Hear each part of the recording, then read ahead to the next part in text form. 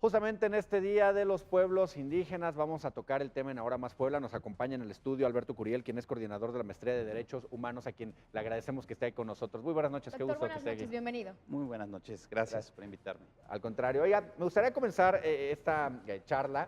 Normalmente se ha criticado mucho el nuevo sistema penal acusatorio, ¿no? Por diferentes pues, deficiencias o que tiene por ahí o falta complementarla, ¿no? Como le han llamado. Sin embargo, entiendo que las comunidades indígenas se han visto beneficiadas. Sí, claro, por supuesto. Lo que pasa es que en el sistema anterior no se tomaba en consideración, o por lo menos los ministerios públicos y los jueces no toman en consideración el tema, por ejemplo, de la defensa por parte de abogados que conozcan la cultura de los indígenas, que sean parte de esas culturas, o en su defecto de traductores que además les expliquen esa obligación de acuerdo al artículo 2 constitucional y específicamente la fracción 8ª de la Constitución, el que tengan un traductor, o sea, les explique por qué están siendo detenidos o por qué se les está siguiendo un proceso, situación que no era obligación en el antiguo sistema, en el actual sistema sí es obligación y por obvias razones sí se lleva a cabo esto, y esto es en toda la nación, porque yo he estado en diferentes lugares del país y sí se está llevando a cabo. Doctor, ¿qué tan frecuente era antes del nuevo sistema penal acusatorio que personas indígenas llegaran a la cárcel por algún tipo de delito?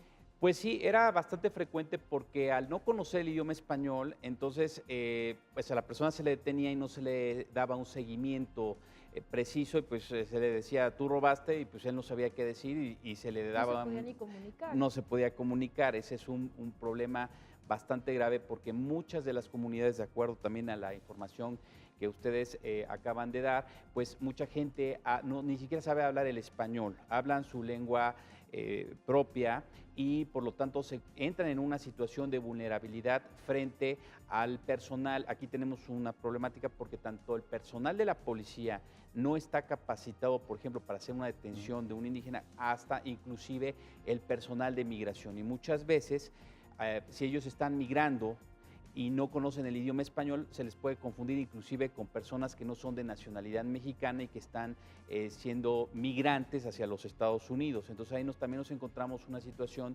de alta vulnerabilidad de las personas que están migrando, porque hay dos tipos de movilidad: la movilidad interna, gente de grupos indígenas que quieren ir a las ciudades, a Ciudad de México, Ciudad de Puebla, a tener un mejor estilo de vida. Nosotros sabemos que muchas veces no lo alcanzan, o migrar hacia los Estados Unidos y lograr el sueño americano. Y es que a veces de repente dices, oye, se robó o tomó un pan para dárselo de comer a su hijo porque tenía hambre, lo llevan detenido, lo dejan en la cárcel y por no tener quien lo defienda o no poderse comunicar, no hablar el español, podía pasar años ahí en la cárcel, ¿no? Claro, a nosotros en la Universidad Iberoamericana Puebla se le da seguimiento a partir de las conexiones que tienen con organizaciones no gubernamentales, con asociaciones civiles e inclusive con ONGs internacionales, y hemos detectado que inclusive se victimiza a las personas, sobre todo la región de Chiapas o las regiones mayas, en donde a las personas se les detiene, se les sigue el proceso en español, en el antiguo proceso, en el actual proceso penal acusatorio ya no sucede así, o ya no debería de suceder así. Y bueno, tenemos el problema que no se pueden comunicar. Hay casos de personas que fueron detenidas y ellos no sabían que se les estaba llevando un proceso penal hasta que los meten a la cárcel, ¿no? Entonces, hasta que se llevan a un cerezo. Entonces, ya estando adentro, pues no tienen medios de defensa y sus familias tampoco tienen los medios económicos para poderlas defender a estas personas. Doctor, hace un momento comentaba algo muy interesante fuera del aire y tiene que ver con el tipo de delitos en los que incurre la población indígena, pero lo más importante es el por qué.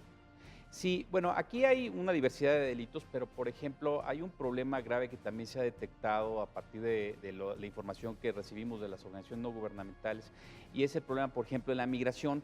¿Por qué? Porque la migración ya hay un paradigma de que quien es migrante es un delincuente o va a delinquir porque es migrante, y entonces muchas veces ni siquiera cometen un delito o no saben que están cometiendo un delito. Lo que acababan de decir hace rato, a lo mejor por darle de comer a sus hijos toma un pan y no lo paga, o no tiene el dinero para pagarlo y no tiene la forma de comunicarse. Esa sería una, pero hemos encontrado otro tipo de situaciones donde son todavía mucho más graves, ¿no? Porque en las zonas donde ellos viven ni siquiera tienen el contacto con el idioma español. Oye, pero incluso hay algunos casos donde, pues, no sé si la palabra sea denigrar a la mujer, ¿no? Hay algunas comunidades donde es común, por usos y costumbres, que a la mujer, a la hija, la pueden vender por un animal, por un cartón de cerveza, en fin, por diferentes artículos, y a lo mejor ellos no lo veían como delito porque es parte justamente de sus usos y costumbres, y ahora pues ya saben que es un delito, se les explica.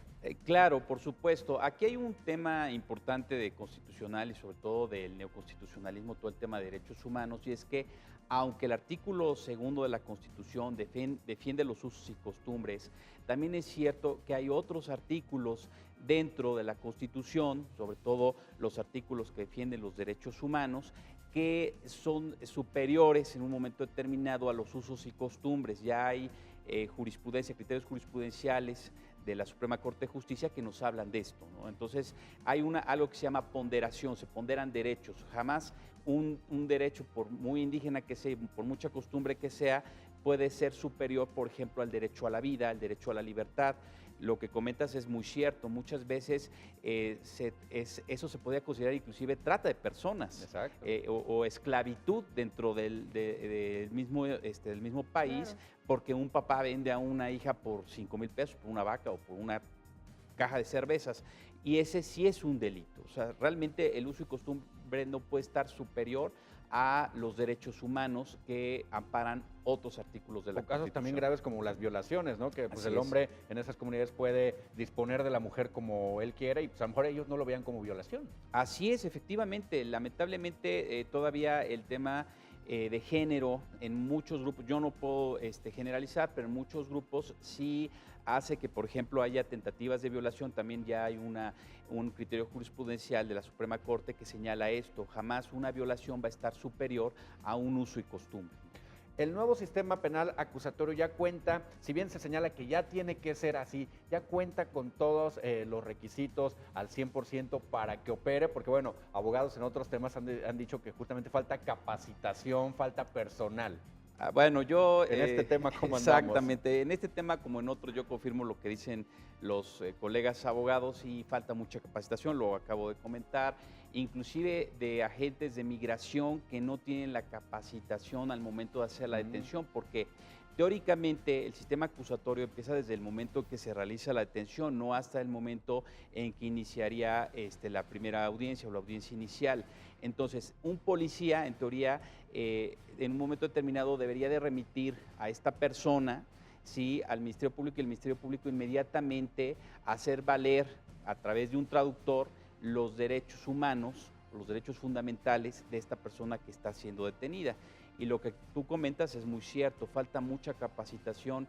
El gobierno mexicano a sus sus dos niveles, el nivel federal y el nivel estatal, pues todavía sigue debiéndonos mucho para el sistema. O sea, realmente tal parece que los 8 años que dieron para que entrara el sistema, pues no bastaron para capacitar a todos los elementos que conforman este sistema. Sin embargo, también, bueno, tiene que reconocer, ¿no?, que se están dando algunos pasos para Claro. preservar y conservar todos los derechos humanos de este tipo de personas, de estas comunidades, al igual que también se hacen esfuerzos para que mantengan sus usos, sus costumbres, para que estas comunidades, estas etnias, pues no desaparezcan, en México sobre todo, que es muy importante. Claro, por supuesto. La Constitución mexicana, en el artículo segundo, pues nos ampara todos estos derechos humanos de las poblaciones indígenas. Realmente es una riqueza el poder tener toda esta cultura ancestral que pues, deviene de antes de la llegada de los españoles, de los europeos en general, y que realmente pues sí se debe defender, pues una riqueza, es parte de la cultura del país. Finalmente le preguntaría, ¿hay riesgo de que comunidades, etnias, lenguas desaparezcan? Bueno, siempre existe el riesgo, ¿no? Porque una cuestión es lo jurídico y otra cuestión es lo social y la aplicación de políticas públicas. O sea, en lo jurídico se ha trabajado. Está la Constitución, en el caso, por ejemplo, del artículo segundo, pues nos da todos los lineamientos, el artículo tercero en materia de educación. Y bueno, todo eso es bonito, pero es una estructura que hay que trabajar.